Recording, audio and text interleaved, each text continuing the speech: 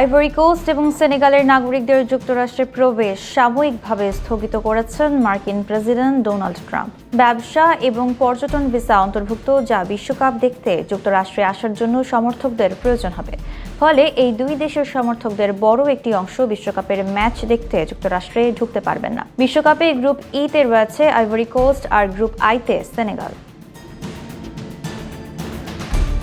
ইতোমধ্যেই 2026 বিশ্বকাপ খেলার যোগ্যতা অর্জন করেছে আফ্রিকা মহাদেশের দুই দল, সেনেগাল এবং আইভরি কোস্ট।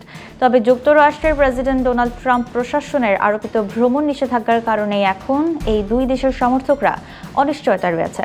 এ বিষয়ে আইভরি কোস্ট এবং সেনেগালের সমর্থকরা হতাশা প্রকাশ করেছেন। সেনেগালের এক সমর্থক বলেন, আমি বুঝতে পারছি না কোনো দেশের প্রেসিডেন্ট কেন নির্দিষ্ট কিছু দেশের সমর্থকদের বিশ্বকাপে যেতে বাধা দিতে চাইবেন। যদি এমনই হয় তাহলে যুক্তরাষ্ট্রের বিশ্বকাপ আয়োজনের দায়িত্বই নেওয়া উচিত ছিল না। আইভরি কোস্টের উইঙ্গার ইয়ান দিওমান্দে বলেন, সমর্থক থাকুক বা না থাকুক, আমাদের কাজ মাঠে সেরা খেলাটা দেয়া।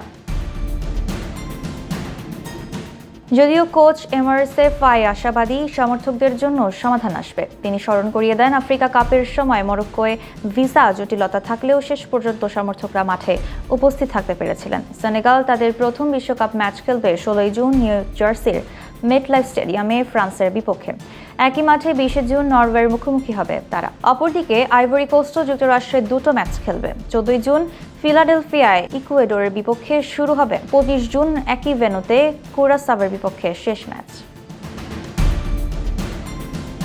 প্রথমবারের মতো ফিফা বিশ্বকাপ আয়োজন হচ্ছে 3 দেশে। যুক্তরাষ্ট্রের সঙ্গে সহ আয়োজক হিসেবে রয়েছে কানাডা এবং মেক্সিকো।